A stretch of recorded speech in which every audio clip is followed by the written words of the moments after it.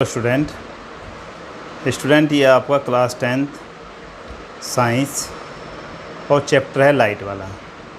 अब लाइट में दो पार्ट हैं। फर्स्ट पार्ट में जो पॉइंट हम कराने वाले हैं उस पार्ट में देखिए light and it's properties, reflection, image. अब आज देखिए लाइट क्या होता है।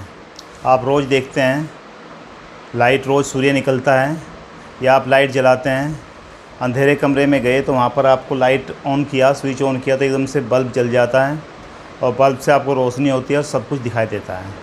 तो इसी आधार पर अगर लाइट को हम डिफ़ाइन करें तो लाइट की डिफ़ाइन के लिए light is a form of energy which enable us to see, यानी कि लाइट एनर्जी की ऐसी फॉर्म है जिससे हम सभी वस्तुओं, ऑब्जेक्ट को देख पाते हैं। अगर हम बंद कर देते हैं, स्विच ऑफ कर देते हैं तो हमें अंधेरे कमरे में कुछ भी दिखाई नहीं देता। बात आती है प्रॉपर्टीज ऑफ लाइट। लाइट की क्या प्रॉपर्टी हैं? It is an electromagnetic wave, it does not require any medium, यानी कि यह एक इलेक्ट्रोमैग्नेटिक वेव है।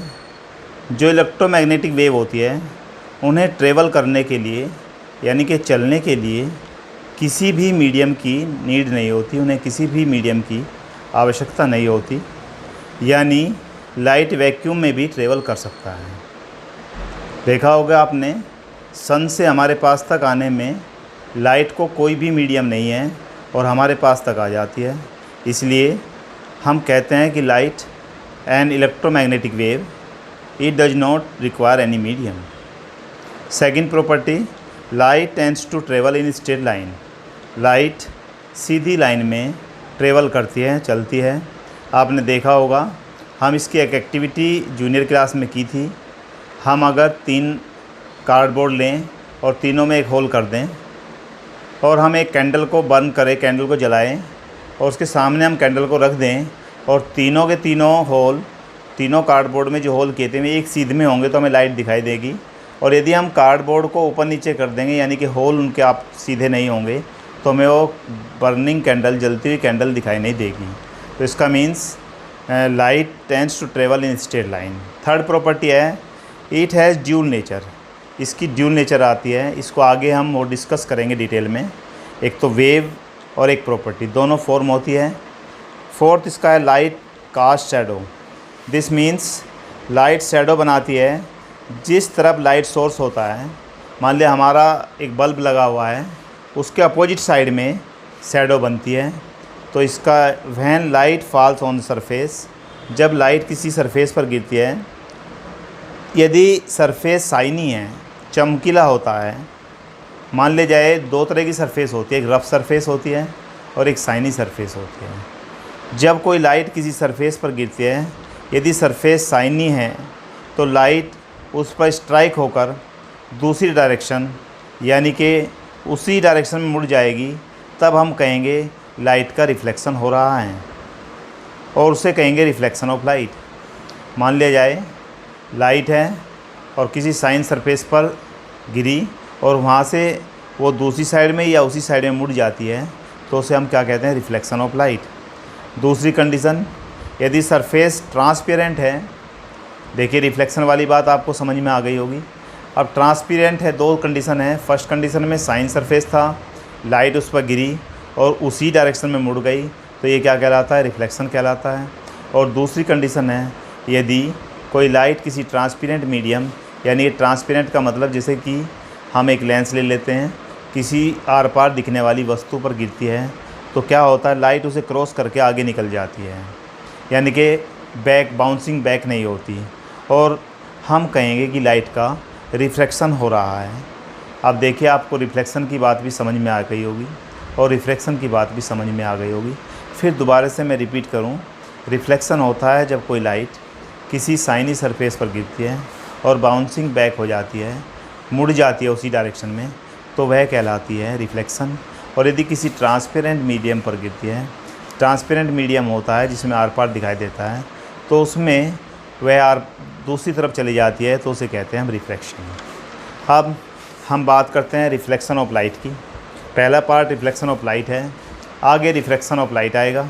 अब reflection of light when light bouncing back after strike a polished surface, वही बात जो मैंने बताई थी, जब कोई लाइट किसी शाइन सरफेस पर टकराकर वापस मुड़ जाए तो उसे कहा जाता है रिफ्लेक्शन ऑफ लाइट। अब इसके लॉ ऑफ रिफ्लेक्शन के हम इसमें समझ लेते हैं डायग्राम की हेल्प से रिफ्लेक्शन के लॉ क्या हैं। देखिए, हमने एक प्लेन मिरर लिया है और इस पर एक लाइन परपेंडिकुलर ड्रॉ की जिसको हमने मान लिया नॉर्मल। अब इस पर एक इंसिडेंट रे आती है और वहाँ पर नॉर्मल के साथ आई एंगल बनाती है, फिर इस मिरर से टकराकर दूसरी डायरेक्शन में मुड़ जाती है, बैक हो जाती है, किससे? एंगल आर से, यानी कि उसको हम कहते हैं रिफ्लेक्टेड रे। इंसिडेंट रे जो आने वाली है सरफेस से टकराएगी और टकराने के बाद जो रे जाती है उसे कहते हैं रिफ्लेक्टेड रे। अब इसके 2 लॉज हैं, अब दोनों लॉ हम देखते हैं। First law, angle of incident. Angle of incident कहाँ पर बना? इंसिडेंट रे और नॉर्मल के बीच में angle I is equal to होता है एंगल ऑफ रिफ्लेक्शन, यानी कि एंगल आर।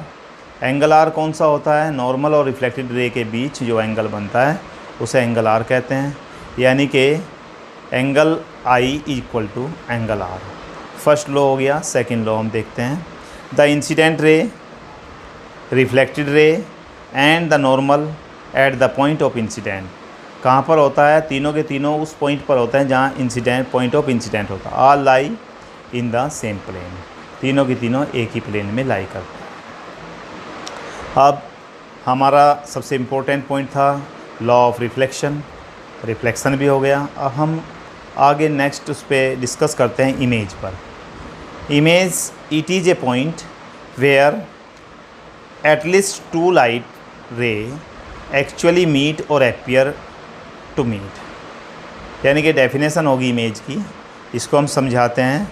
ऐसा कोई पॉइंट जहाँ कम से कम 2 लाइट रे वास्तव में मिले या मिलती हुई प्रतीत हो, या तो वास्तव में मिल जाए कम से कम 2 लाइट रे या मिलती हुई हमें अपीयरिंग हो, उसको हम कहते हैं इमेज।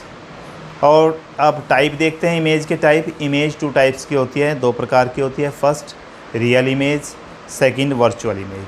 पहले हम रियल इमेज के बारे में डिस्कस करते हैं। तो it formed when light ray actually meet, यानी कि जब 2 लाइट रे वास्तव में मिलती है तो वह कहलाता है रियल इमेज। रियल इमेज की हम प्रॉपर्टी देखें तो real image can be obtain on screen, इसको हम स्क्रीन पर प्राप्त कर सकते हैं। जैसे सिनेमा हॉल में स्क्रीन पर इमेज आती है, और हमेशा रियल इमेज इन्वर्टेड बनती है। जैसे सिनेमा हॉल में स्क्रीन पर हमने देखा था, अब आप कहोगे उल्टी कैसी बनती है? जो लेफ़्ट होता है वो राइट में दिखता है और जो राइट होता है वो लेफ़्ट में दिखता है। इस तरह से हमारी रियल इमेज की डेफिनेशन हो गई। अब हम नेक्स्ट पॉइंट हमारा है virtual image. It formed when light ray appear to meet. It formed when light ray appear to meet, यानी कि जब 2 लाइट रे आपस में मिलती हुई प्रतीत होती है तो उसे हम वर्चुअल इमेज कहते हैं। अब अगर हम वर्चुअल इमेज के बारे में जानें, can not be obtain on screen, इसको हम स्क्रीन मीन्स पर्दे पर नहीं ले सकते, और इरेक्ट होती है, ये सीधी बनती है। लेफ़्ट है तो लेफ़्ट में दिखाई देगी, राइट है तो राइट में दिखाई देगी। अब इमेज ऑन प्लेन मिरर, हम बात करते हैं सबके घरों में प्लेन मिरर होता है। Image of on plane mirror, देखिए आप डायग्राम में देखिए एक प्लेन मिरर बनाया गया है। प्लेन मिरर पर हमने प्लेन मिरर के सामने एक ऑब्जेक्ट रखा और ऑब्जेक्ट से देखते हैं हम ये दोनों एक दूसरे से दूर जा रहे हैं, यानी कि इमेज यानी कि ऑब्जेक्ट से जो रे चलेगी वो प्लेन मिरर की ओर चलेगी और स्ट्राइक करके जाएगी सीधी, और टकरा के वापस स्ट्राइक करके वापस मुड़ जाएगी। देखिए आप, सीधी वापस चली गई। दूसरा हम देखते हैं, एक रे एंगल आई से नॉर्मल के साथ टकराएगी और वहाँ पर टकराने के बाद एंगल आर से, उसी एंगल से आई इक्वल टू आर होता है, वापस उसी यानी कि उसी मीडियम में वापस आ जाएगी। हम इन दोनों को यदि पीछे मिला दें, अपीयर करेगी तो डॉटेड लाइन हम अपीयर कर लेते हैं, पीछे की ओर बढ़ा देते हैं। मान लीजिए पीछे से चली गई, इमेजिनरी लाइन है, तो एक पॉइंट पर जाकर ऐसा लगेगा कि यहाँ पर मीट हो रही है, तो यहाँ पर इसकी इमेज बन जाती है। आप सोचेंगे कि इसकी इमेज आगे क्यों नहीं बनी।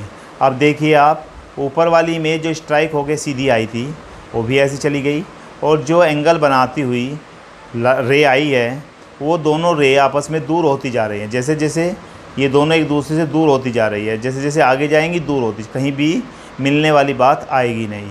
तो इधर तो इमेज बनने का सवाल ही नहीं उठता। तो इमेज कहाँ बनेगी? पीछे बनेगी, और कैसी बनेगी? वर्चुअल बनेगी। अब हम देखते हैं इमेज की property, its image virtual and erect. अब बात करते हैं कैरेक्टरिस्टिक ऑफ इमेज। क्या होगी? Virtual and erect.